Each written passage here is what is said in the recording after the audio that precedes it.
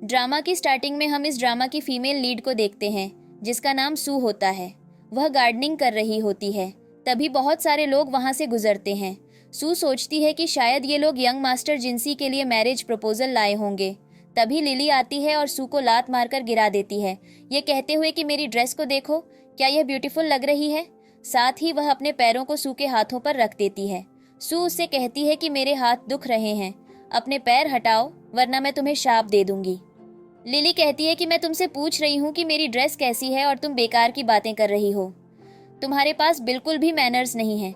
तुम्हारे फेस के अलावा तुम्हारे पास आखिर है ही क्या। तुम एक निकम्मी इंसान हो। तभी लिली की मॉम वहां आती हैं और कहती हैं कि इस जैसी निकम्मी इंसान पर अपनी एनर्जी क्यों लगा रही हो। यंग मास्टर जिंसी आया हुआ है, तुम्हें जाकर रेडी होना चाहिए, तुम उसकी होने वाली फियांसे हो। सू ये सुनकर कहती है कि लेकिन जिंसी तो मेरा फियांसे है। मॉम कहती हैं कि तुम्हें लगता है तुम उसके लायक हो। फिर हम देखते हैं कि सब लोग सबके सामने खड़े होते हैं। डैड बताते हैं कि जिंसी यंग मास्टर आगे चलकर लिंग फैमिली का राजकुमार बनने वाला है, इसीलिए मैंने उसकी मैरिज लिली से फिक्स की है। सू और जिंसी दोनों ही हैरान हो जाते हैं क्योंकि पहले उन दोनों की एंगेजमेंट फिक्स हुई थी, लेकिन डैड के सामने कोई भी खिलाफ नहीं जाता। डैड आगे बताते हैं कि सू, तुम्हारी मैरिज मैंने पांचों फैमिली की सबसे पावरफुल फैमिली यंशी फैमिली से फिक्स की है, जो उस फैमिली का हेड है। अगर तुम यंशी फैमिली में शादी कर लेती हो तो इससे सू फैमिली को बहुत बेनिफिट होगा। लिली ये सुनकर हंसने लगती है और मन में सोचती है कि यंग मास्टर यंशी एक निर्दयी इंसान है। अब तक उसने न जाने कितनी अपनी फियांसे को भगा दिया है और ऐसू के पास तो पावर भी नहीं है, ये वहाँ बिल्कुल भी नहीं टिक पाएगी और जब सू वापस फैमिली में आएगी तो मॉम इसे यहाँ से निकाल देंगी। सू कुछ नहीं बोलती और डैड को बस थैंक यू कहती है। डैड कहते हैं कि तुम्हें आज ही यहाँ से यंशी फैमिली के लिए रवाना होना होगा। सू जाते हुए सोचती है कि आखिर मैंने इन दोनों माँ बेटी से छुटकारा पा ही लिया। फ्लैशबैक में हम देखते हैं कि सू गार्डनिंग कर रही थी और लिली अपने डैड के साथ पावर्स की प्रैक्टिस कर रही थी। लिली जानबूझकर अपनी पावर सू के ऊपर यूज कर देती है, जिससे सू को काफी चोट लग जाती है। लिली सॉरी बोलते हुए कहती है कि मैं अभी अपनी पावर को ठीक से यूज करना सीख रही हूँ, इसलिए मुझे माफ कर देना। लेकिन डैड उल्टा सू पर ही गुस्सा करते हैं और कहते हैं कि सू फैमिली में रहकर तुम्हारे पास पावर्स नहीं है तो तुम्हें यह सब सहना ही होगा। बाद में सू मॉम के सामने नीचे गिरी हुई होती है। मॉम उससे कहती हैं कि तुम्हारी हिम्मत कैसे हुई लिली की ड्रेस फाड़ने की। सू उन्हें समझाने की कोशिश करती है कि मैंने कोई ड्रेस नहीं फाड़ी, लेकिन मॉम मानने को तैयार नहीं होती और कहती हैं कि तुम्हें अंदर जाकर बंद होना पड़ेगा, यही तुम्हारी पनिशमेंट है। फिर वे लोग सू को बेसमेंट में बंद कर देते हैं। प्रेजेंट में सू सोचती है कि मुझे हर मौके का लाभ उठाना पड़ेगा और अच्छा हुआ मैं इस बंद पिंजरे से आज़ाद हो रही हूँ। फिर वह बहुत ही बुरी हालत में यंशी फैमिली पहुँचती है क्योंकि उसे पूरा रास्ता पैदल ही तय करके आना पड़ा था। यंशी फैमिली पहाड़ों के बीच बसी हुई थी, इसलिए उसे और ज़्यादा परेशानी हुई थी। मेड उससे कहती है कि आप आ गई हैं, यंग मास्टर कब से आपका ही वेट कर रहे थे, वह आपसे मिलना चाहते हैं। सू सोचती है कि मेरी हालत बहुत ज़्यादा ख़राब है, अगर ऐसे में यंग मास्टर मुझे देखेगा तो वह मुझे यहाँ से निकालने में टाइम भी नहीं लगाएगा। इसलिए वह मेड से कहती है कि क्या मैं पहले हाथ मुंह धो सकती हूँ, लेकिन मेड मना कर देती है और कहती है कि यंग मास्टर को पवेलियन जाना है और उनके पास सिर्फ 20 मिनट्स का ही टाइम है, इसलिए आपको अभी उनसे मिलना होगा। फिर हम देखते हैं कि सू यंग मास्टर के पास आती है। यांशी ने अपने फेस पर मास्क पहना हुआ था। सू सोचती है कि यह पांचों फैमिली की सबसे पावरफुल फैमिली से आता है। मैंने सुना है कि यह बहुत रहस्यमयी इंसान है, इसे अभी तक किसी ने नहीं देखा। जितनी भी विमेन इसे मैरिज करने आई थीं, उन्होंने बस यही कहा है कि इसका फेस बदसूरत है, इसलिए यह हमेशा मास्क पहनकर रखता है। सू उसे ग्रीट करती है। यंशी उसे बाहर जाने के लिए कह देता है। सू सोचती है कि अब मैं क्या करूंगी, मेरा पहला ही इंप्रेशन खराब हो गया। तभी तो बाकी विमेन भी इसे हैंडल नहीं कर पाई थीं। इसने मुझे देखा भी नहीं और जाने के लिए कह दिया। यंशी अपना फेस टर्न करता है और अपने मैजिक से उस पर अटैक कर देता है। तभी उसका मास्क गिर जाता है और सू उसका फेस देख लेती है। वह सोचती है कि यह तो बहुत हैंडसम है, इसका मतलब जितनी भी विमेन आई थीं, उन्होंने इसका फेस नहीं देखा, इसलिए इसे बदसूरत कहती थीं। सू अपनी छड़ी से बुरी आत्माओं को निकालने लगती है। तभी सू को पता चलता है कि यंशी ने बस उसकी छड़ी पर अटैक किया था उन आत्माओं को भगाने के लिए। यंशी कहता है कि तुम अपने साथ जो सामान लाई थी उसमें बुरी आत्माएं थीं, मैं बस उन्हें भगाने की कोशिश कर रहा था, मेरा तुम्हें हर्ट करने का इरादा नहीं था। सू भी माफ़ी मांगती है और कहती है कि मुझे इसके बारे में पता नहीं था, जिसकी वजह से आपको परेशानी उठानी पड़ी। यंशी कहता है कि यंशी पवेलियन पहाड़ों से घिरा हुआ है और इन पहाड़ों में बुरी आत्माएं रहती हैं। इसके बारे में किसी को पता नहीं है, इसलिए खुद को गिल्टी फील करने की ज़रूरत नहीं है। वह मेड से कहता है कि इसे ले जाकर रेस्ट करने को कहो और साथ में फ्रेश होने को भी बोलो।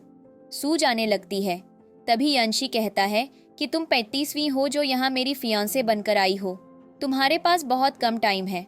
अगर तुम मुझे एक अच्छा एक्सप्लेनेशन नहीं दोगी कि मुझे तुम्हें क्यों रखना चाहिए, तो तुम्हें भी यहाँ से निकाल दिया जाएगा और सू फैमिली वापस भेज दिया जाएगा। सू वहाँ से चली जाती है। यंशी सोचता है कि देखने से तो नहीं लगता कि ये सू फैमिली की डॉटर है जिसके पास स्पेशल पावर्स होती हैं। इसके पास कोई पावर नहीं है। इसका मतलब सू फैमिली की फर्स्ट वाइफ ने हमारे जैसे इंसान से मैरिज की थी। वह हमारे जैसी नहीं बल्कि एक नॉर्मल पर्सन थी। सू भी सोच रही होती है कि क्या होगा अगर यंशी को पता चल गया कि मेरे पास कोई पावर नहीं है। तब तो ये मुझे यहाँ रखने के लिए बिल्कुल भी रेडी नहीं होगा। वह अपने रूम में आती है और सोचती है कि चाहे कुछ भी हो, यांशी फैमिली में रहना सू फैमिली के मुकाबले ज़्यादा बेहतर है।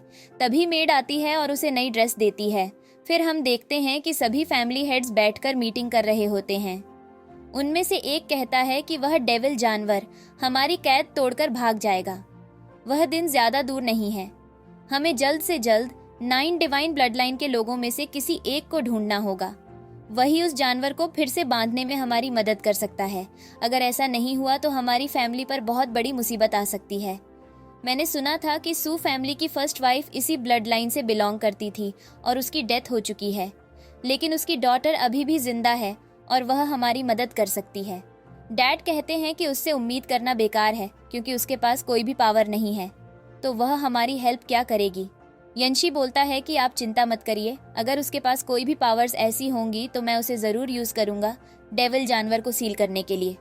जिनसी बोलता है, तुम तो 32 वाइफ्स को भगा चुके हो, फिर तुम्हें ऐसा क्यों लग रहा है कि सू तुम्हारे घर पर ज़्यादा दिनों तक टिक पाएगी। ऐसा तुम्हें क्या खास दिखा है जो तुम उसे रखने के लिए रेडी हो गए हो।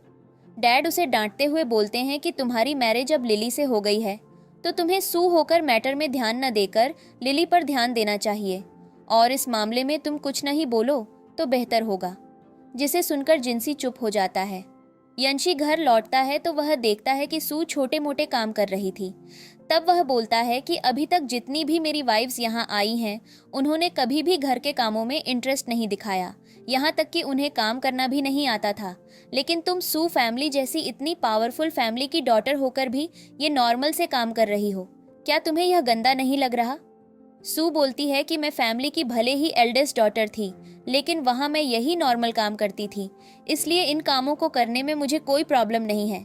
यंशी फिर अपना नाइफ फेंकते हुए बोलता है कि यह गंदा हो गया है, इसे भी साफ कर दो। सू जैसे ही उस नाइफ को टच करती है, उसका हाथ जलने लगता है और वह समझ जाती है कि जानबूझकर उसका टेस्ट लिया जा रहा है। अगर उसने इस नाइफ को उठाकर वापस नहीं दिया तो हो सकता है कि उसे घर से भी निकाल दिया जाए, इसलिए वह मजबूरी में नाइफ उठाती है और उसका हाथ बहुत बुरी तरह जल रहा था। यंशी देखकर सोचता है कि मेरी चीज़ें जब भी किसी नॉर्मल इंसान के कांटेक्ट में आती हैं तो वह इंसान जलने लगता है। अगर इसके पास कोई पावर नहीं है और इसके हाथ साफ तौर पर जल रहे हैं तो इसका मतलब इसके पास कोई पावर नहीं है और यह एक नॉर्मल इंसान है। सू किसी तरह नाइफ को यंशी तक पहुंचा देती है। यंशी बोलता है कि तुम्हारे हाथ साफ तौर पर जल रहे थे, फिर भी तुमने इस नाइफ को उठाने की ज़रूरत क्यों समझी। सू बोलती है कि क्योंकि यह आपका ऑर्डर था। यांशी बोलता है कि तुम्हारे पास कोई भी पावर्स नहीं है, इसलिए तुम्हारे हाथ जल गए। सू बोलती है कि क्या आपको मेरी सच्चाई पता चल गई है। इसका मतलब क्या आप मुझे इस फैमिली से निकाल देंगे। मन में वह सोचती है कि चाहे यंशी फैमिली में मुझे कितनी भी प्रॉब्लम्स झेलनी पड़े, सू फैमिली से तो यह जगह बेहतर ही है। मैं वापस सू फैमिली नहीं जाना चाहती। यंशी उसका हाथ पकड़कर उसे वाटर टैंक के पास ले जाता है और उसमें हाथ डालने को कहता है। सू को लगता है कि शायद इससे उसका हाथ और ज्यादा हर्ट होगा, इसलिए वह डर जाती है। लेकिन यांशी उसका हाथ पानी में डालता है और बोलता है कि तुम्हारे हाथ जल गए हैं, इससे जलन कम हो जाएगी। सू अपना हाथ पानी में डाल लेती है और पूछती है कि आपको मेरी सच्चाई पता चल गई है, तो क्या आप मुझे यहाँ से निकाल देंगे। यंशी बोलता है कि जितनी भी मेरी वाइफ्स यहाँ आई हैं वे बस थोड़ी देर ही टिक पाई हैं, लेकिन तुम उन सब में से एक हो जो सबसे ज्यादा समय यहाँ रुकी हो, पूरे 1 दिन। स्यू बोलती है कि क्या इससे भी कम समय वे लोग रुके थे? यंशी बोलता है कि हाँ, ज्यादा से ज्यादा 5 घंटे। सू कहती है कि फिर तो मैंने सबका रिकॉर्ड तोड़ दिया है, तो क्या अब आप मुझे यहाँ रखने के लिए रेडी हैं? यंशी बोलता है कि मैंने तुम्हें 10 दिनों का टाइम दिया है, जिसमें से अब सिर्फ 9 दिन बचे हैं। तुम खुद देख लो कि ऐसा क्या रीजन दोगी जिससे मुझे तुम्हें यहाँ रखना पड़े। सू बोलती है कि मैं जरूर आपको कोई वैलिड रीजन दूंगी। यंशी वहां से चला जाता है। सू देखती है कि उसके हाथ पूरी तरह ठीक हो गए थे और वह सोचती है कि यंशी उतना भी बुरा नहीं है, उसने मेरी हेल्प की। मेड उसे टॉवल देते हुए बोलती है कि यंग मास्टर जैसे दिखते हैं वैसे हैं नहीं। वह दिल के बहुत काइंड हैं, लेकिन नॉर्मल इंसानों से ज्यादा घुल मिल नहीं पाते, इसलिए अपनी फीलिंग्स बता नहीं पाते। मेड मन में सोचती है कि यंग मास्टर पिछले 200 सालों से जीते आ रहे हैं और उनके बारे में मैं सब जानती हूँ। फ्लैशबैक में हम देखते हैं कि मेड जब छोटी थी तो उसके डैड उसे यंशी के पास लाए थे और बोले थे कि ये मेरी डॉटर है। मैं अब ओल्ड हो रहा हूँ और इसका ध्यान नहीं रख सकता, इसलिए मैं इसे आपके पास छोड़ रहा हूँ ताकि यह आपके फैमिली के तौर तरीके सीख सके। मैं चाहता हूँ कि आप इसे खुद टीच करें और सब कुछ सिखाएं। यंशी अकेला रहता था और वह इस छोटी बच्ची को रखने के लिए मान जाता है। प्रेजेंट में मेड यंशी के पास आती है और बोलती है कि आपकी बॉडी पूर्णिमा के दिन के बाद से वीक हो रही है, आपको इसके लिए कुछ करना चाहिए। यंशी अपना ध्यान हटाते हुए बोलता है कि मैं पिछले 200 सालों से जी रहा हूँ क्योंकि मेरी फैमिली ने मुझे वरदान दिया था कि मैं कभी मर नहीं सकता, लेकिन यही वरदान अब मेरे लिए अभिशाप बन गया है। मैंने इन 200 सालों में अपनी फैमिली के हर एक मेंबर को जाते देखा है। अब मेरा बॉडी वीक हो रहा है तो यह मेरे लिए एक अच्छा मौका है कि मैं आसानी से इस दुनिया को छोड़ सकूं। मेड बोलती है कि इसी वजह से आप किसी से ज्यादा लगाव नहीं रखते क्योंकि आप उन्हें छोड़ते हुए देखना नहीं चाहते, लेकिन आपका यह अभिशाप खत्म हो सकता है अगर आपको सही पार्टनर मिल जाए। उसके साथ आपको नाइट स्पेंड करनी होगी, हालांकि उस पर्सन की डेथ भी हो सकती है। यंशी बोलता है कि मुझे ऐसा कुछ नहीं करना है। तभी सू उसे आवाज देती है कि मैंने आपके लिए सूप बनाया है क्योंकि आपको सुबह से खांसी आ रही थी। यंशी बोलता है कि उसे वहीं रखकर चली जाओ, मैं बाद में आकर पी लूंगा। सू बोलती है कि लेकिन यह सूप गर्म ही पीना पड़ता है, अगर ठंडा हो गया तो इसका असर नहीं करेगा। ये सुनकर यंशी गुस्से से चिल्लाकर बोलता है कि मैंने कहा ना कि वहीं रख दो, क्या तुम्हें सुनाई नहीं दिया? यंशी की आवाज सुनकर सू डर जाती है और यंशी की कंडीशन फिर से खराब होने लगती है। मेड बोलती है कि पूर्णिमा वाले दिन आपका शरीर और भी कमजोर हो जाता है, तो आपको इतना गुस्सा नहीं करना चाहिए। वैसे वह लड़की आपका ध्यान ही तो रख रही थी। यंशी फिर अपनी बॉडी को हील करने की कोशिश करने लगता है। बाद में जब वह वापस आता है तो देखता है कि सू वहीं पर वेट कर रही है। वह उसे आवाज लगाता है लेकिन सू की आंख लग गई थी। सोते सोते उसके हाथ से सूप भी गिर जाता है। यंशी बोलता है कि तुम बैठकर यहाँ इंतजार क्यों कर रही थी? मैंने तुम्हें कहा था ना कि यहाँ से चली जाओ। सू कहती है कि उससे आपको क्या करना था? यंशी बोलता है कि इस तरह बात करने का क्या मतलब हुआ? एसू बोलती है कि मैं कब से ये सूप लेकर आपका वेट कर रही थी, लेकिन अब ये गिर गया है। यंशी जाने लगता है तो सू बोलती है कि मैंने इसे बहुत प्यार से बनाया था, यहाँ तक कि मैं यहाँ वेट भी कर रही थी, लेकिन अगर ये गिर गया तो इसमें मैं क्या करूँ? यह सुनकर यंशी वहाँ से चला जाता है। नेक्स्ट मॉर्निंग सू देर से सोई हुई थी। मेड उसे जगाने आती है। सू बोलती है कि क्या मैं बहुत देर से सो रही थी? मेड बोलती है कि नहीं, मुझे आपको कुछ दिखाना है इसलिए मैं आपको बुलाने आई थी। वह सू को हॉल में लाती है और बोलती है कि यह सारा सामान मैंने आपके लिए तैयार किया है। एसू को यकीन नहीं हो रहा होता कि यह सारा सामान उसे दिया जा रहा है और वह बहुत खुश हो जाती है। फिर हम देखते हैं कि वह सारी चीज़ें पहनकर खुद को मिरर में देखती है और सोचती है कि सू फैमिली में मैं हमेशा कैद होकर रही हूँ। वहाँ मुझे बहुत बुरे तरीके से ट्रीट किया जाता था, लेकिन यंशी फैमिली में आने के बाद मुझे यह सब देखने को मिला है और अब मैं खुद को भी देख पा रही हूँ कि मैं ऐसी दिखती हूँ। इधर लिली को देखते हैं जो जिंसी को ज़बरदस्ती लेकर आ रही होती है और बोलती है कि क्या हुआ, क्या तुम अपनी एक्स गर्लफ्रेंड को देखने से डर रहे हो? जिंसी बोलता है कि एक्स गर्लफ्रेंड नहीं, वह बस मेरी होने वाली फियांसे थी, लेकिन अब मेरी मैरिज तुमसे फिक्स हो गई है, इसलिए मुझे उसके लिए थोड़ा बुरा लग रहा है। लिली बोलती है कि इसलिए तो मैं आज उसे सॉरी बोलने वाली हूँ, साथ ही अपने एंगेजमेंट में भी उसे बुलाने वाली हूँ। चलो हम साथ में उसे इनविटेशन देते हैं। वैसे मैंने सुना है कि वह यंशी फैमिली में ट्रायल डॉटर इन लॉ बनकर गई है, लेकिन अब तक यंशी की जितनी भी ट्रायल वाइव्स रही हैं उन्हें उसने बहुत बुरी तरह डराकर भगा दिया है। कुछ दिनों में सू का भी यही हाल होने वाला है। चलो जाकर देखते हैं। वे दोनों अंदर आते हैं। सू बोलती है कि ये मेरी सिस्टर है तो मैं इससे कुछ बात करना चाहती हूँ। यह कहकर वह वहाँ से चली जाती है। लिली उसे देखती है और सोचती है कि मुझे लगा था यंशी फैमिली में इसे बहुत प्रॉब्लम हो रही होगी, लेकिन ऐसा लगता है कि यंशी फैमिली इसे बहुत अच्छे से ट्रीट कर रही है, तभी तो इसने इतने महंगे ड्रेस और ज्वेलरी पहने हैं। सू पूछती है कि क्या तुम्हें कुछ कहना है जो तुम यहाँ आई हो। लिली बोलती है कि हाँ, मैं यहाँ तुम्हें अपना एंगेजमेंट इन्विटेशन देने आई हूँ। मैं और जिनसी नेक्स्ट मंथ एंगेजमेंट करने वाले हैं। सू उसे कंग्रेचुलेशंस बोलती है। लिली फिर उसके पास आकर बोलती है कि तुमने तो बहुत महंगा ड्रेस पहना है और उसके हेयर पिन को निकालकर तोड़ देती है। जिनसी यह देखता है तो लिली पर गुस्सा करने लगता है और कहता है कि तुम बहुत ज्यादा कर रही हो, लेकिन लिली बोलती है कि फैमिली के मैटर से तुम्हें दूर रहना चाहिए। जिनसी कमजोर फैमिली से बिलोंग करता था, इसलिए वह कुछ बोल नहीं पा रहा था, लेकिन लिली सू को बोले ही जा रही थी। तभी वहां मैजिक से लिली को नीचे गिरना पड़ता है। वह गुस्से से बोलती है कि किसकी इतनी हिम्मत हुई, यंशी वहां आ गया था। उसे देखकर दोनों बहुत हैरान हो जाते हैं। यह तो बहुत हैंडसम है, इसका मतलब यह बस अफवाह थी कि यह बदसूरत है। यंशी बोलता है कि तुम लोग यहाँ क्या कर रहे हो। लिली बताती है कि मैं यहाँ अपनी सिस्टर को हमारे एंगेजमेंट का इनविटेशन देने आई थी। यंशी बोलता है कि ठीक है, मैं और मेरी होने वाली फियांसे तुम्हारे एंगेजमेंट में आएंगे, अब तुम यहाँ से जा सकती हो। लिली ये सुनकर कि वह सू को अपनी होने वाली फियांसे बोल रहा है, पूछती है कि क्या आप इससे मैरिज करने वाले हैं। यंशी बोलता है कि बहुत हो गया और सू को अपने पास आने के लिए बुलाता है। सू उसके पास आती है तो वह उसका हाथ पकड़कर वहां से ले जाता है। लिली सोचती है कि मुझे उम्मीद नहीं थी कि जो मेरा फियांसे है वह इतना हैंडसम होगा, वरना मैं कभी इस नॉर्मल फैमिली के हेड को नहीं चुनती। लेकिन अभी भी देर नहीं हुई है, मुझे अपनी चीज वापस लेनी चाहिए। वह सू को बोलती है कि तुम कुछ ज्यादा घमंडी हो रही हो। जिनसी उसे कहता है कि बस बहुत हुआ, आज तुमने बहुत तमाशा कर लिया। मैं तुम्हें बता रहा हूँ कि यह बस एक फैमिली मैरिज है, तो मुझसे फीलिंग्स की उम्मीद मत करना। लिली बोलती है कि तुमसे मुझे किसी भी तरह की उम्मीद नहीं है। इधर यांशी को देखते हैं। उसके पास मेड जल्दी से भागती हुई आती है और बताती है कि मिस सू लापता हो गई हैं। यंशी परेशान हो जाता है। इधर सू को देखते हैं, जिसे लिली ने किडनैप कर लिया था। लिली उससे बोलती है कि मुझे तुम्हारा फियांसे पसंद आ गया है, तो तुम उसे मुझे दे दो। सू बोलती है कि जब तक यंशी फैमिली मुझसे अपना एंगेजमेंट नहीं तोड़ लेती, तब तक मैं उसे तुम्हें नहीं दूंगी। लिली गुस्से से बोलती है कि तुम्हें लगता है जब उसे सच्चाई पता चलेगी कि तुम्हारे पास कोई पावर नहीं है और तुम उसके लिए यूजलेस हो, तो वह फिर भी तुम्हें रखने के लिए रेडी होगा। यह कहकर लिली वहां से चली जाती है। इधर यंशी और मेड उसे ढूंढ रहे होते हैं, लेकिन कहीं भी सू का पता नहीं चल रहा था। फिर यंशी अपने मैजिक से सू के ठिकाने का पता लगा लेता है और वहां पहुंचता है। वहां वह देखता है कि सू बंधी हुई पड़ी थी। यंशी पूछता है कि यह किसने किया है, लेकिन सू बताने से मना कर देती है। फिर वह पूछता है कि क्या तुम कल रात से ही इसी तरह बंधी हुई थी, तो सू हाँ बोलती है।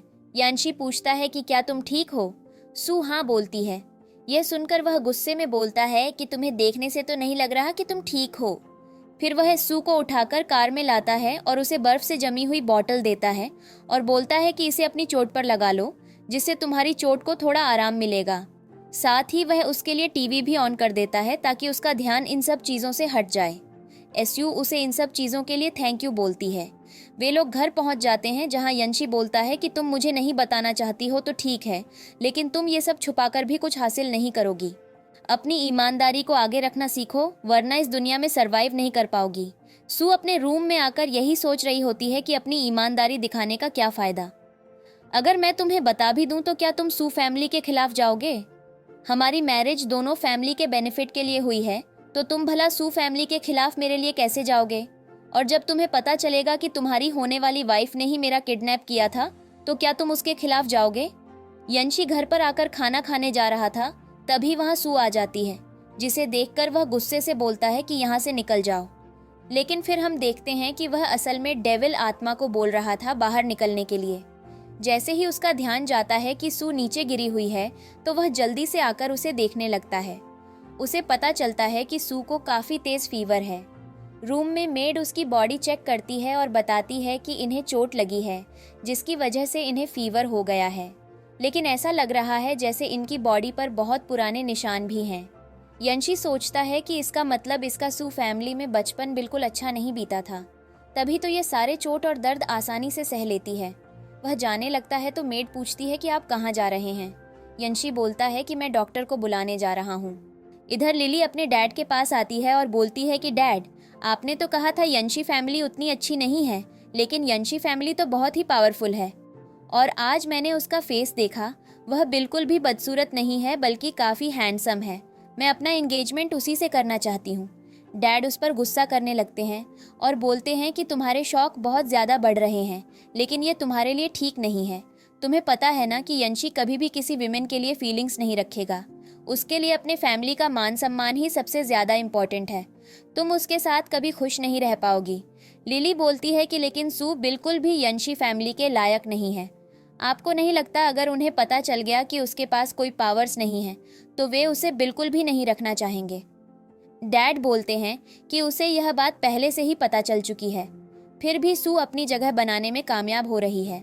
लिली बोलती है कि लेकिन सोचिए, अगर मैं उसकी जगह जाकर रिप्लेस हो जाऊं तो ऐसी फैमिली और ज़्यादा खुश होगी और इससे हम लोगों का ही फ़ायदा होगा। डैड बोलते हैं कि मेरे लिए तुम्हारी खुशी ज़रूरी है, क्या तुम इस बात से खुश रहोगी? लिली हाँ बोलती है। डैड बोलते हैं कि ठीक है, मैं इस बारे में बात करूँगा।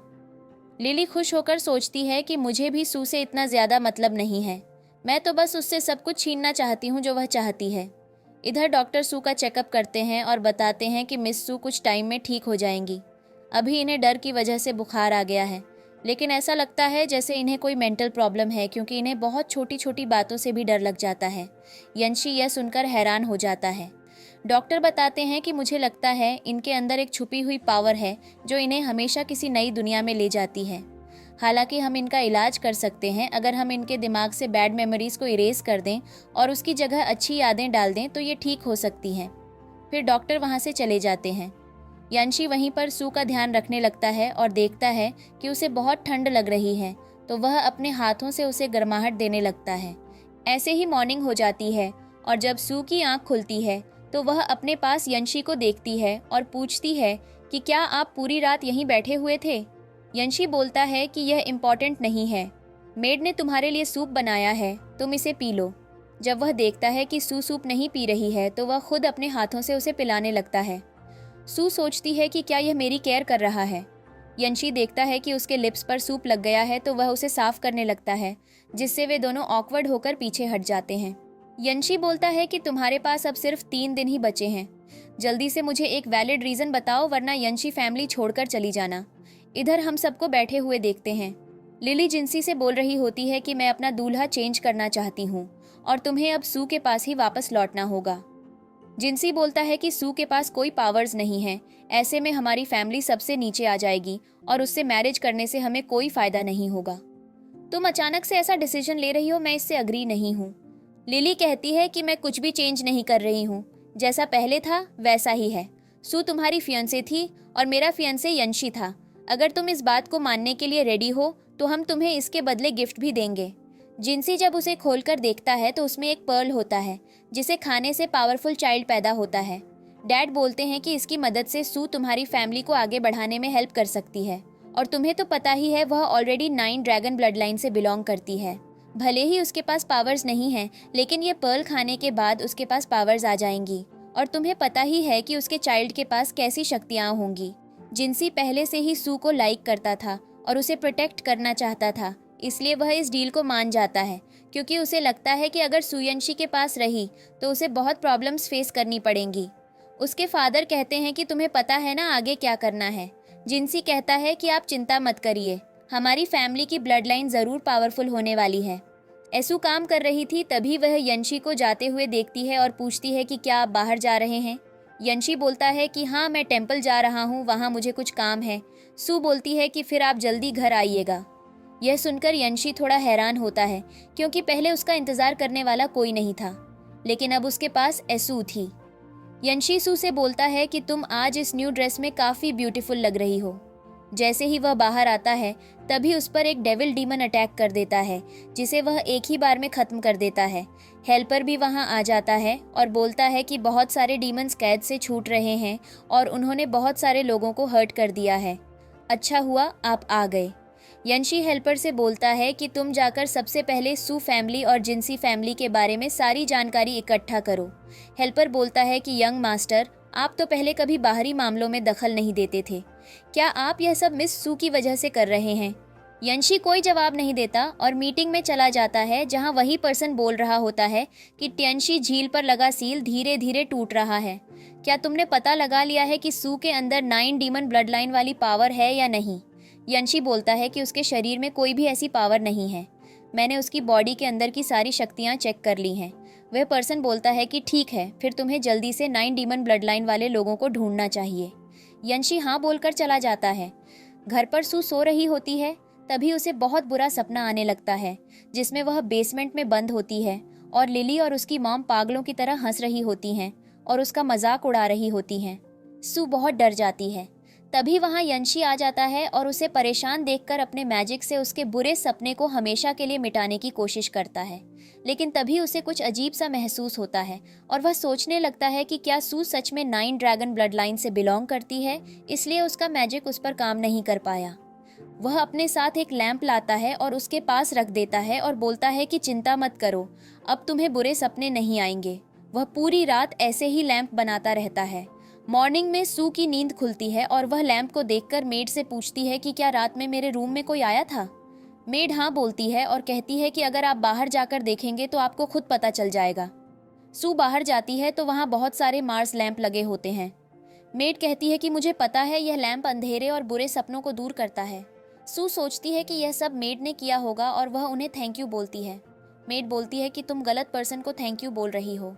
ये सारे मार्स लैंप यंग मास्टर ने पूरी रात लगाकर टांगे हैं। सू सोचती है कि तभी तो रात में मुझे इतनी अच्छी नींद आई थी। वह मेड से पूछती है कि यंग मास्टर कहाँ है। मेड बता देती है। सू जल्दी से जाकर यंशी को थैंक यू बोलती है लैंप देने के लिए। यंशी बहाना बनाते हुए बोलता है कि मुझे बस अपनी नींद की चिंता थी, इसलिए मैंने तुम्हारी हेल्प कर दी थी ताकि मैं अच्छे से सो सकूं। सू बोलती है कि भले ही आपने यह अपने लिए किया हो, लेकिन मैं फिर भी आपका धन्यवाद करना चाहती हूँ। मेरी मॉम की डेथ के बाद मेरी किसी ने इतनी केयर नहीं की। सू फैमिली में मैं बस एक एक्स्ट्रा पर्सन थी। पावर्स न होने की वजह से वे लोग मुझे निकम्मा समझते थे। भले ही मेरे पास पावर्स नहीं हैं, लेकिन मैं फिर भी आपके फैमिली के लिए हर तरह से मदद करने की कोशिश करूंगी। मेरे पास कोई खास रीज़न नहीं है जो मैं आपको बता सकूं। मैं बस इतना ही कह सकती हूँ कि मैं आपकी हर छोटी से छोटी चीज़ की सेवा कर सकती हूँ। यांशी को सू के लिए बहुत बुरा लगता है और वह पूछता है कि क्या तुमने इसलिए ये मैरिज प्रपोजल एक्सेप्ट किया क्योंकि तुम सू फैमिली से बचना चाहती थी? सू हाँ बोलती है। यांशी बोलता है कि अब से तुम यांशी फैमिली में रह सकती हो। वह मन में सोचता है कि मुझे वह रीज़न मिल गया है जिसकी वजह से मैं तुम्हें अपने फैमिली में रख सकता हूँ। सू यह सुनकर बहुत खुश हो जाती है और अचानक से उसे हग कर लेती है। जैसे ही उसे रियलाइज होता है, वह पीछे हट जाती है और सोचती है कि मैं यंग मास्टर को कैसे हग कर सकती हूँ। फिर वे दोनों एक साथ बोलने लगते हैं। सू बोलती है कि पहले आप बोलिए। यंशी बोलता है कि जब मैंने तुम्हारे सपनों को हील करने की कोशिश की, तब मुझे तुम्हारे अंदर कुछ पावर जैसा महसूस हुआ। हालांकि वह अभी पूरी तरह एक्टिव नहीं हुई है, लेकिन मैं अपनी पावर्स की मदद से तुम्हारी पावर को कंट्रोल करना सिखा सकता हूँ। तो तुम सबसे पहले कौन सी पावर सीखना चाहती हो? सू याद करती है कि कैसे उस दिन लिली अपने मैजिक से अचानक उसके पास आ गई थी और उसे मारकर नीचे गिरा दिया था। इसलिए वह बोलती है कि मैं सबसे पहले इनविजिबल होने की पावर सीखना चाहती हूँ। यांशी उसे गायब होने वाला मैजिक सिखा देता है और सू बहुत खुश हो जाती है। नाइट में सू को नींद नहीं आ रही थी, तो वह सोचने लगती है कि यंग मास्टर क्या कर रहे होंगे, मुझे एक बार देखना चाहिए। वह उसके रूम के बाहर आती है, लेकिन सोचती है कि मैं ऐसे सीधे उसके रूम में नहीं जा सकती। फिर उसे आइडिया आता है अपने इनविजिबल मैजिक का इस्तेमाल करने का। वह इस मैजिक की मदद से उसके रूम में चली जाती है। यंशी शावर ले रहा था। सू को लगता है कि वह उसे देख नहीं पाएगा, लेकिन यंशी को पता चल जाता है कि कोई आ रहा है, इसलिए वह पूछता है कि कौन है। सू सोचती है कि वह मुझे थोड़ी बोल रहा है और आगे बढ़ती है। तभी उसके सामने यंशी खड़ा हो जाता है और बोलता है कि मैं तुमको ही बोल रहा हूँ। सू समझ जाती है कि वह पकड़ी गई है, इसलिए बोलती है कि मैं बस अपने मैजिक की प्रैक्टिस कर रही थी। मुझे पता नहीं चला मैं कब यहाँ आ गई। और वह वहाँ से जाने लगती है। यंशी उसे अपने पास ही रोक लेता है और उसकी तरफ क्लोज जाने लगता है। सू अपनी आंखें बंद कर लेती है तो वह हंसने लगता है। सू जल्दी से वहाँ से भाग जाती है। यंशी सोचता है कि मुझे अमृता का अभिशाप मिला है, ऐसे में अपने दिल में प्यार मोहब्बत जैसी चीज़ों को लाना और भी ज़्यादा मेरे लिए बुरा हो सकता है। लेकिन पता नहीं सू को देखने के बाद मैं अपना कंट्रोल क्यों खो देता हूँ। वह बैठा होता है और सू टी दे रही होती है, लेकिन कप भर जाता है और उसे ध्यान नहीं जाता। जब उसे पता चलता है तो वह जल्दी से उसे दे देती है। मेड वहाँ आती है तो सू वहाँ से चली जाती है। मेड बोलती है कि अच्छा हुआ, आपको मिसेस सू की वजह से अपनी जलती हुई बॉडी में काफ़ी रिलैक्स फील हो रहा है। वैसे सू फैमिली के लोग आए हैं फैमिली को वापस घर ले जाने के लिए। यंशी बोलता है कि ये तो बहुत अच्छा हुआ, वे लोग खुद चलकर यहाँ आ गए हैं।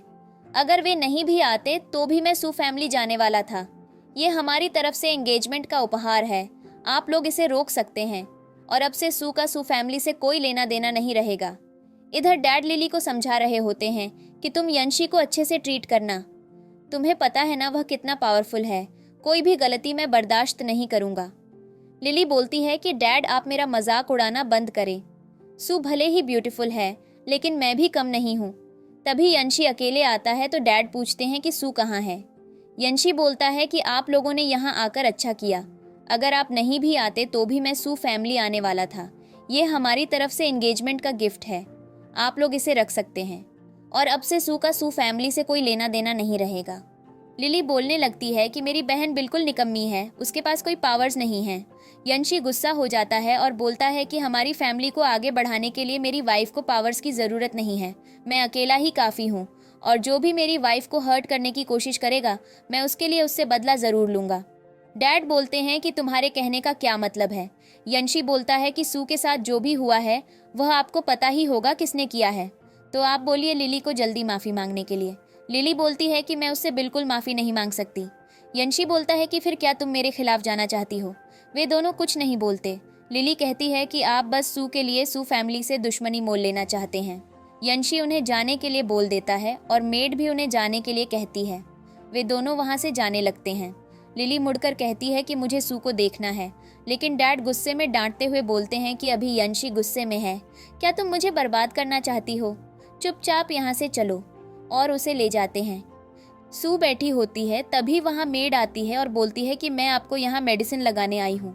मेडिसिन लगाते समय सू पूछती है कि मुझे तो कोई भी चोट नहीं लगी है, फिर यंशी ने आपको मुझे मेडिसिन लगाने के लिए क्यों कहा। मेड वहाँ से निकल जाती है और यांशी खुद सू को चोट पर मेडिसिन लगाने लगता है और बोलता है कि क्योंकि ये मेडिसिन पुराने जख्मों को भी ठीक करती है, इसके साथ ये तुम्हारी पूरी बॉडी में फैलकर बाकी सारे स्कार्स को भी मिटा देगी। सू देखती है कि वह उसके हाथ पर मेडिसिन लगा रहा है तो जल्दी से अपना हाथ खींचते हुए बोलती है कि यह बहुत बैडसुराट दिख रहे हैं, आपको इन्हें नहीं देखना चाहिए। लेकिन यंशी को इससे कोई फर्क नहीं पड़ता और वह बोलता है कि थोड़ा सा दर्द होगा, उसके बाद यह सब ठीक हो जाएगा, और फिर वह उसके घाव पर मेडिसिन लगाने लगता है। बाद में बैठकर वह यही सोच रहा था कि इसका मतलब सच में सू 9 डीमन ब्लड लाइन से बिलोंग करती है। मीटिंग के बाद वह जा रहा होता है तो जिनसी उससे बात करने के लिए बुलाता है और बोलता है कि सू बहुत ही दिक्कत में रही है, तो मैं चाहता हूँ तुम उसका ध्यान अच्छे से रखना और मेरी तरफ से यह जेड पेंडेंट उसे दे देना, जिससे उसे काफ़ी आराम फील होगा। यांशी बोलता है कि वह मेरी फियांसे है, तो मुझे नहीं लगता मुझे तुम्हारी चीज़ों की ज़रूरत है उसका ध्यान रखने के लिए, अपनी चीज़ अपने पास रखो, और वहाँ से चला जाता है। यह सुनकर जिनसी को बहुत गुस्सा आता है। घर पर आकर यंशी अपना कल्टीवेशन कर रहा होता है क्योंकि आज पूर्णिमा की रात होती है और उसकी बॉडी काफ़ी वीक हो गई थी, जिससे वह नेगेटिव शक्तियों को ठीक से सह नहीं पा रहा था। सू उसे इस हालत में देख रही होती है और उसने उसके लिए एक ताबीज बनाया था जिसे पकड़कर वह प्रे कर रही होती है। इधर सच में यंशी उन बुरी शक्तियों से आसानी से लड़ लेता है और उसका ध्यान सू पर जाता है। वह सोचता है कि क्या यह मेरे लिए प्रे कर रही थी और इसकी वजह से ही मैं आज सब हैंडल कर पाया। नेक्स्ट मॉर्निंग वह सू के तरीके को कॉपी करके काफ़ी खुश हो रहा था। तभी मेड आती है और उसे वही गिफ्ट देते हुए बोलती है कि ये मास्टर जिनसी ने मिस सू को देने के लिए भेजा है, वह खुद पर्सनल देने यहाँ आए थे। सू सो रही होती है और डरकर अचानक उठ जाती है। तभी वहाँ यंशी को देखती है। यंशी उसे मेडिसिन देते हुए बोलता है कि इसे पी लो। वह बताता है कि कल जिनसी यहाँ आया था। सू पूछती है कि जिनसी यहाँ क्यों आया था। यंशी बोलता है कि क्या हुआ, तुम उसका नाम सुनकर एक्साइटेड हो गई हो, उसने तुम्हारे लिए ये मेडिसिन भेजी है। उसे कैसे पता चला कि तुम्हारी बॉडी पर इतने सारे निशान हैं। एसयू उसे देखती है और बोलती है कि मैं इसे नहीं रख सकती क्योंकि आप और उसका कोई रिलेशनशिप नहीं है। यंशी बोलता है कि अगर ऐसा है तो वह तुम्हारे लिए संतान उत्पन्न करने की मेडिसिन क्यों भेजेगा, वो भी सीक्रेट तरीके से। मैं तुम्हें बता रहा हूँ, तुम्हें भूलना नहीं चाहिए कि तुम अब यंशी फैमिली की होने वाली डॉटर इन लॉ हो। सू बोलती है कि आप चिंता मत कीजिए, मेरे दिल में सिर्फ आप ही हैं, मैं किसी और के बारे में सोच भी नहीं सकती, और ये मेडिसिन मैं जल्दी से जिंसी के पास वापस भिजवा दूंगी, फिर आपको ट्रस्ट हो जाएगा। यंशी बोलता है कि ठीक है और वहां से चला जाता है। इधर जिंसी को देखते हैं जिसके पास वह गिफ्ट पहुंच चुका था। वह सोचता है कि मुझे माफ कर देना सू, मैंने यह जानबूझकर किया है। मैं तुम दोनों के बीच फूट डालने की कोशिश कर रहा हूँ। मुझे अपनी फैमिली के हेड से धमकी मिली थी, अगर मैं ऐसा नहीं करूँगा तो मैं अपना पद खो सकता हूँ। तुम इसके लिए मुझे माफ कर देना और मुझसे नफरत मत करना। इधर यंशी को परेशान देखकर मेड बोलती है कि आपको क्या मिस सू की चिंता हो रही है। वह कहता है कि मुझे उस मूर्ख की क्यों चिंता होगी। मेड बोलती है कि आप चिंता मत कीजिए क्योंकि मिस सू यहाँ रुकने के लिए मान गई हैं, तो वह बिल्कुल भी जिंसी के बारे में नहीं सोचेंगी। जिंसी उनका पास्ट है, आपको उसके बारे में चिंता नहीं करनी चाहिए। मुझे पता है मिस सू बिल्कुल प्योर दिल की है। यंशी बोलता है कि गाड़ी निकालो, मुझे लगता है अगर सू ज्यादा घर में रहेगी तो शायद और बीमार हो जाएगी। मैं उसे बाहर घुमाकर लाऊंगा। कार से वे दोनों जा रहे होते हैं। यंशी उसे पानी की बोतल देते हुए बोलता है कि इसे पी लो। एसयू बोलती है कि आप मेरी इतनी केयर क्यों कर रहे हैं। वह बोलता है कि क्योंकि मुझे डर है अगर तुम बीमार दिखोगी तो लोगों को लगेगा मैं तुम्हें ठीक से नहीं रखता, इसलिए मुझे तुम्हारा ध्यान रखना पड़ रहा है। क्या हुआ, तुम इतना डर क्यों रही हो, मैं तुम्हें खा थोड़ी ना जाऊंगा। सू बोलती है कि पहले मेरी इतनी केयर किसी ने नहीं की थी। आप पहले पर्सन हैं जो मेरी इतनी देखभाल कर रहे हैं, और वह उसे थैंक यू बोलती है। इधर हम जिंसी को देखते हैं जिसके डैड उस पर बहुत गुस्सा कर रहे होते हैं। वे बोलते हैं कि तुम किसी लायक नहीं हो, तुमसे एक लड़की भी नहीं लाई गई। जिंसी बोलता है कि वह ऑलरेडी यंशी फैमिली में जा चुकी है, अब मैं क्या कर सकता हूँ। लेकिन उसके डैड गुस्से में बोलते हैं कि चाहे कुछ भी हो, तुम्हें उसका ट्रस्ट जीतकर उसे वापस लाना ही होगा। तुम्हें पता ही है वह 9 डेविल ब्लड लाइन की इकलौती संतान है, और वही डेविल जानवर को भी कैद कर सकती है। अगर हमारे पास सू होगी तो हम डेविल को हमेशा के लिए कैद करने में सक्सेसफुल हो जाएंगे और 5 फैमिली में हमारा नाम सबसे ऊपर गिना जाएगा। हमारे पास ही सबसे अच्छा चांस है 5 फैमिली से पावरफुल बनने का। चाहे कुछ भी हो, तुम्हें सू को हमारे पास लाना ही होगा, वरना तुम अपनी गद्दी पर बैठने के बारे में भूल जाना। सू गार्डनिंग कर रही होती है, तभी वहां जिंसी अपने मैजिक से आता है और उसे आवाज लगाता है। सू उसे देखकर पूछती है कि आप यहाँ पर क्या कर रहे हैं। जिंसी बोलता है कि मुझे डर था कि यंशी तुम्हें परेशान करता होगा, इसलिए मैं तुम्हें देखने चला आया। पर सू बोलती है कि मैं यहाँ पर बिल्कुल ठीक हूँ, आपको अब यहाँ से चले जाना चाहिए। तभी यंशी भी वहाँ आ जाता है और जिंसी से बोलता है कि बिना इनविटेशन के आपको यहाँ पर आने की क्या जरूरत पड़ गई। जिंसी उसे देखकर कुछ नहीं बोल पाता और उसे मजबूरन वहाँ से जाना पड़ता है। यंशी सू से बोलता है कि क्या अब तुम्हारा दिल भर गया है। सू बोलती है कि मुझे पता है मेरा प्लेस कहाँ है। यंशी गुस्से में था और वहाँ से चला जाता है। अपने रूम में आकर ऐसू बहुत ज्यादा परेशान हो रही होती है कि यंशी उससे ठीक से बात नहीं कर रहा। लगता है वह उससे गुस्सा हो गया है, पर मुझे समझ नहीं आ रहा कि जिंसी यंग मास्टर यहाँ क्यों आए थे। उन्हें तो पता है कि मैं ऑलरेडी यंशी फैमिली की होने वाली वाइफ हूँ, फिर भी वह यहाँ आने की कोशिश क्यों कर रहे थे। बाद में वह अपनी छोटों को देख रही होती है, तभी यंशी वहाँ आता है। सू पूछती है कि इतनी रात को आप यहाँ क्यों आए, क्या कुछ काम है। यंशी बोलता है कि मैं आज यहीं पर सोने वाला हूँ। सू सोचने लगती है कि पर मैं इसके लिए भी रेडी नहीं हूँ। यंशी उसे अपने पास आकर बैठने के लिए बोलता है, पर वह नहीं आती तो वह बोलता है कि तुम क्या सोच रही हो, मैं बस तुम्हारे बुरे सपनों की वजह से तुम्हारे साथ सोना चाहता हूँ ताकि तुम्हें कोई प्रॉब्लम ना हो। सू फिर आकर बैठ जाती है। यांशी उसका ट्रीटमेंट करने लगता है, जिसकी वजह से वे दोनों ड्रीम वर्ल्ड में पहुंच जाते हैं। यांशी सू को ढूंढने लगता है, तभी उसे लिली, उसके डैड और मॉम की आवाज़ें आने लगती हैं, जो बहुत बुरी तरह से सू को धमका रहे थे। यांशी को सू की मॉम भी दिखती है तो वह पूछने लगता है कि आप यहाँ पर हैं। जब आपको पता था कि सू को बुली किया जा रहा है तो आपने उसे प्रोटेक्ट क्यों नहीं किया, और उसके पास आपकी जैसी शक्तियाँ क्यों नहीं हैं। मॉम बोलती हैं कि मैंने जानबूझकर सू के अंदर की शक्तियों को कभी बाहर आने नहीं दिया, क्योंकि अगर ऐसा होता तो उसे भी मेरे जैसा कर दिया जाता। यांशी बोलता है कि इसका मतलब आपकी डेथ नहीं हुई थी।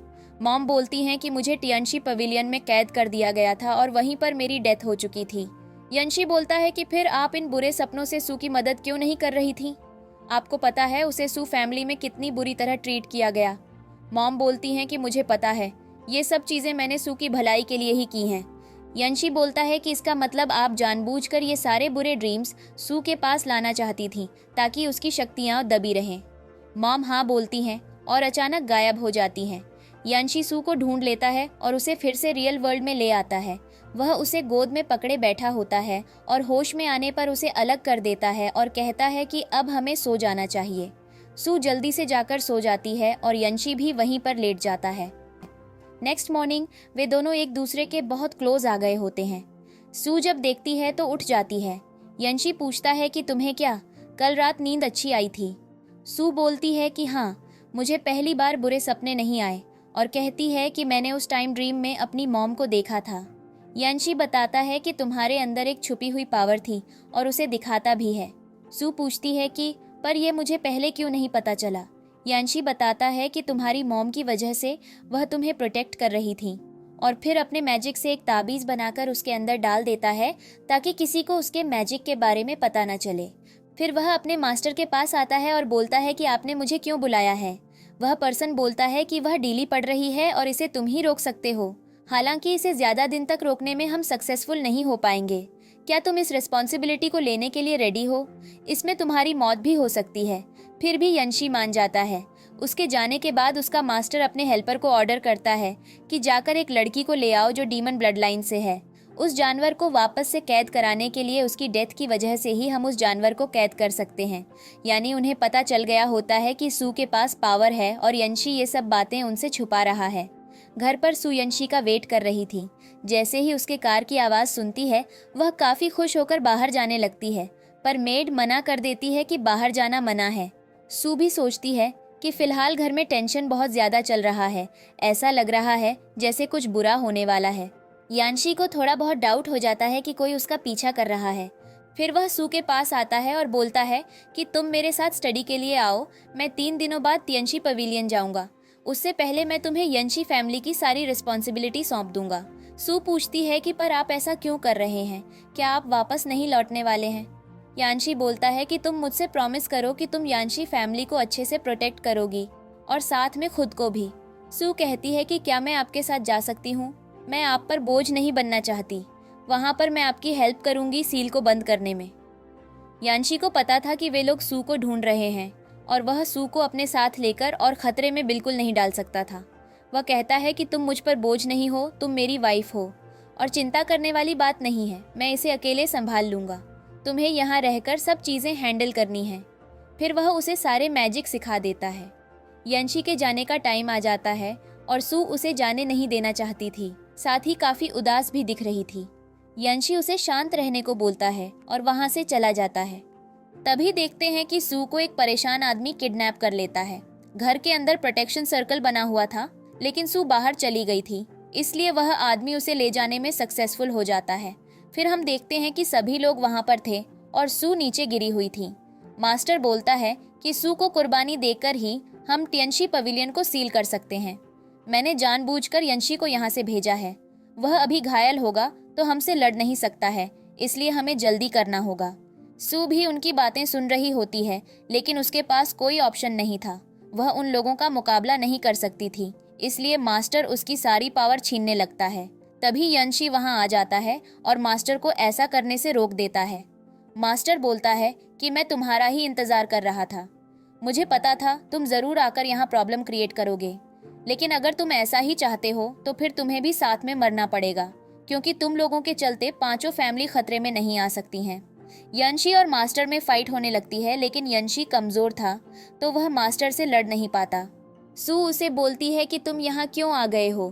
तुम ऑलरेडी घायल हो, यहाँ से तुम्हें चले जाना चाहिए। यंशी बोलता है कि मैं तुम्हें अपनी डेथ तक प्रोटेक्ट करूँगा, ये मेरी रिस्पॉन्सिबिलिटी है, और फिर से मास्टर से फाइट करने लगता है। सू बहुत गुस्से में आ गई थी। वह यंशी को हर्ट होते हुए नहीं देख सकती थी, इसलिए वह भी अटैक करने लगती है, लेकिन उसकी शक्तियाँ इतनी पावरफुल हो गई थीं कि वह मास्टर को एक झटके में ही घायल कर देती है। मास्टर बोलता है कि हमें यहाँ से निकलना पड़ेगा और वे लोग वहाँ से चले जाते हैं। यंशी आकर जल्दी से सू को देखने लगता है। सू बोलती है कि मुझे अच्छा फील नहीं हो रहा है। यंशी बोलता है कि तुम्हारी बॉडी में करंट फ्लो हो रहा है, इसे कम करने के लिए तुम अपने हाथ मेरे हाथ पर रखो। सू ऐसा ही करती है, जिससे उसे ठीक फील होता है। घर पर आकर यंशी उसे बताता है कि हम दोनों की शक्तियाँ अगर एक में मिल जाए तो हम लोग कहीं ज्यादा पावरफुल हो सकते हैं, और वह ऐसा करता भी है, जिससे उन दोनों के पास बहुत ज्यादा पावर्स आ जाती हैं और वे सभी से फाइट कर सकते थे। इधर मास्टर को भी यह बात पता चल चुकी थी कि अगर वे दोनों साथ में मिल गए तो उनकी शक्तियों से हम लड़ नहीं सकते हैं। इसलिए उन लोगों ने यंशी फैमिली की मेड को बंदी बना लिया था, और जैसे ही वे लोग मेड को छुड़ाते हैं तभी वहाँ जिनसी आ जाता है। जिनसी सू से बोलने लगता है कि तुम मेरे साथ चलो, वरना तुम्हारी जान खतरे में आ सकती है, लेकिन सू उसके साथ जाने से मना कर देती है। जिनसी बोलता है कि तुम ऐसा क्यों कर रही हो। सू कहती है कि क्योंकि मैं जिस पर्सन से प्यार करती हूँ उसके साथ रहना चाहती हूँ। जिनसी यह सुनकर हैरान हो जाता है। तभी वहाँ मास्टर आता है और अपने आदमियों को जिनसी को पकड़ने के लिए बोलता है, तुम हमारे लिए बिल्कुल निकम्मे हो, अब तुम्हारा कोई काम नहीं है। वे लोग जिनसी को वहाँ से ले जाते हैं। फिर हम देखते हैं कि वे तीनों उसी जगह पर आ जाते हैं जहाँ उस जानवर को सील किया गया था। मास्टर बोलता है कि सू, मैं तुम्हें सच बता रहा हूँ, असल में मैं बुरा नहीं हूँ, मैं ये सब जानवर को सील करने के लिए कर रहा हूँ। मैं तुमसे प्रॉमिस करता हूँ इसमें यंशी को कुछ नहीं होगा, बल्कि तुम्हारी जान की बलि देनी होगी, तभी जाकर यह डेविल जानवर यहीं पर सील हो सकता है। इसके चलते हमारे कई लोग मर गए हैं। तुम देख लो, क्या तुम यंशी को नहीं बचाना चाहती हो? अगर वह अकेला इस जानवर को सील करेगा तो इसका कोई फायदा नहीं है, उल्टा उसकी डेथ हो जाएगी। फिर वह सुपर अटैक कर देता है, जिससे सू के अंदर से उसकी मॉम की आत्मा बाहर निकल जाती है, क्योंकि उसकी मॉम उसके अंदर रहकर ही उसे प्रोटेक्ट कर रही थी। वह मास्टर पर जोर से अटैक करती है और कहती है कि यहाँ से निकल जाओ, वरना मैं तुम्हें मार डालूंगी। तुम लोगों ने पहले भी मेरी जान ले ली थी इस जानवर को सील करने की वजह से, इस बार मैं अपनी डॉटर की बलि नहीं चढ़ाने दूंगी। मास्टर डरकर वहाँ से भाग जाता है, क्योंकि उसे अच्छे से पता था कि वह सू की मॉम का सामना नहीं कर सकता।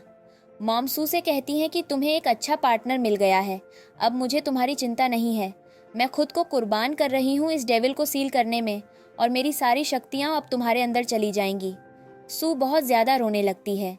मॉम उसे सारी पावर देकर और यांशी को सू का ध्यान रखने को बोलकर गायब हो जाती है, क्योंकि उनकी आत्मा अब खत्म हो चुकी थी। यांशी सू को संभालता है और बोलता है कि हम यह कर सकते हैं।